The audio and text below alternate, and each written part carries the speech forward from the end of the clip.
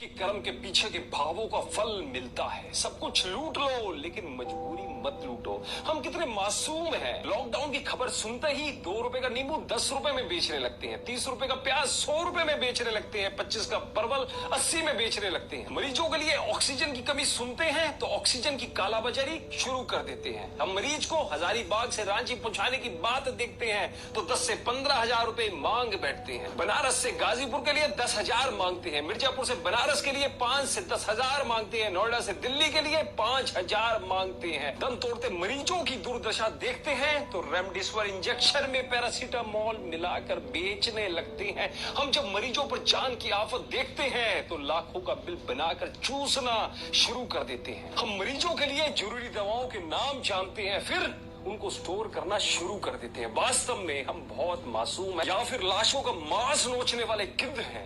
गिद्ध तो मरने के बाद अपना पेट भरने के लिए लाशों को नोचता है, पर हम तो अपनी तिजोरियां भरने के लिए जिंदा इंसानों को ही नोच नोच कर खा रहे हैं। कहां लेकर जाएंगे ऐसी दौलत, या फिर किसके लिए? कभी सोचा है आपने? एक बार सोचना जरूर। एक दिन हिसाब सबको देना पड़ेगा ईश्वर की अदालत में।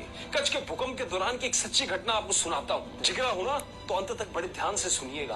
पुलिस राहत कार्य कर रही थी, मलबे को घर से निकालने के लिए। जीवित बच्चे, लोगों और मृतकों को बाहर निकाल रही थी। एक बूढ़ा आदमी एक सुंदर घर के मलबे के पास बाहर बैठा रो रहा था। मकान ढह गया, पुलिस आई, उसके पुत्र वधू का शव मलबे से निकाला। शरीर पर हर जगह गहने थे। पुलिस ने कहा, ये गहने रख लो, आपको काम आएंगे। फटी आंखों वाले उस आदमी ने कहा, ले लो सब कुछ ले लो, जो करना है करो, लेकिन मुझे ये गहने नहीं चाहिए। पुलिस के लाख समझाने के बाद बूढ़े ने रोते हुए कहा, जब मोरबी का डैम टूटा था तब मैंने ये सारे गहने मृत लोगों के गले से लूट के अपने घर लाकर अपने पुत्र वधू को पहनाए थे। आज मेरी बहू ने वही गहने पहने हुए हैं जो मैं लूट के लाया था। मुझे कुछ नहीं चाहिए सर, मुझे कुछ नहीं चाहिए। वो बोलता बोलता तेज रोने लग गया और कहने लगा, आप ले लीजिए, आप रख लीजिए, आपको जो करना है, आपको जहां देना है आप दीजिए।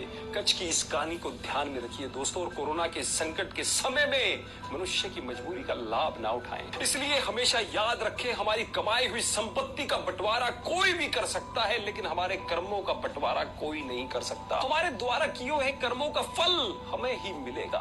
कर्म की गठरी लाद के जग में फिरे इंसान, जैसा करे वैसा भरे, विधि का यही विधान। कर्म करे किस्मत बने, कर्म करे किस्मत बने, जीवन का ये मर्म।